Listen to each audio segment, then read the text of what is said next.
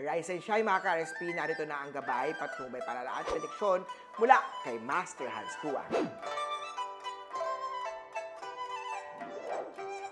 Sa mga pinanganak ng Year of the Rat, mag-focus sa mga ginagawa at baka magkamali o mapahamak ka dito. Itigil muna ang paggamit ng social media, lalo na sa oras ng trabaho. Magkaroon tayo ng professional work ethics. Yellow at 8 ang swerte kay Year of the Rat. Sa Oksabara, samantalahin na ang break time para magpahinga kahit konti. Huwag hayaan ang sarili na mapagod ng sobra, lalo na sa mabibigat na trabaho kung saan gamit ang pisikal na lakas. Uminom ng tubig para ma-rehydrate. Orange at 3 ang swerte kay Year of the Ox. Sa Year of Tiger naman, huwag masyado maging daring, baka ikasira ito ng mga plano. Mas mabuti ikonsulta ang mga major project sa family at astrology reading kay Master Hans. Blue at 1 ang swerte kay Year of Tiger. Sa rabbit naman, walk away ka lang sa mga bagay at sitwasyon na toxic. Hindi ka nagtatrabaho para sa kasamahan mo na feeling tagapagmana ng kumpanya nyo. Mas maigi na tahimik ka lang at gawin ng maayos ang mga work. Umiwas sa sip-sip sa paligid. Black at 4 ang swerte kay Year of the Rabbit.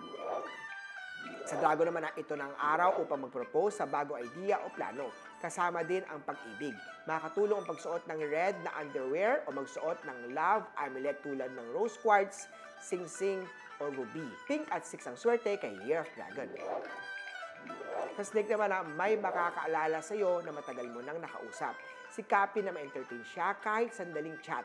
Focus on your daily goals and responsibility. Gold at 7 ang swerte kay Year of the Snake.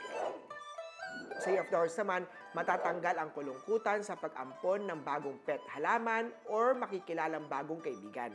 Pero make sure na kilatisin ito bago akuin ang responsibilidad. Green at 5 ang swerte kay Year of the Horse.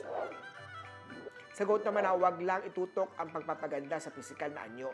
Ang crush mo ay mas hinahangaan ang katalinuhan at pagiging praktikal ng isang tao. Better na meron kang both nito. Beauty at brains. Gold at 7 ang swerte kay Year of the Goat.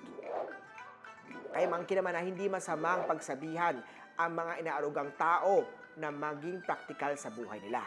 After all, kung ikaw naman ang breadwinner o ikaw ang parte ng gastusin, kailangan mong pagkasyahin ang mga kinikita mo.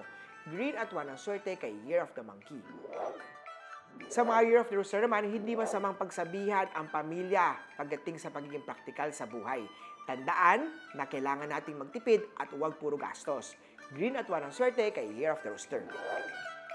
Sa mga dog naman, maswerte ang pagsuot o paglagay ng rose quartz o love quartz sa pag-ibig. Mandarin ducks at mystical nut naman sa love direction. It's good na maka-attract ng pag-ibig sa buhay at magpatibay kung may existing relationship na. Red at 2 ang swerte kay Year of the Dog. Sa Year of the Pig naman, huwag ikalungkot na magtapon o pamigay ng mga lumang gamit sa bahay or workplace. Bago ka mamili ng bagong damit o gamit, alisin mo na muna ang hindi mo na nagagamit. Magpapaluwag ito ng espasyo at tutulong makapasok ng bago o positive energy sa buhay. Brown at 3 ang swerte kay Year of the Pig.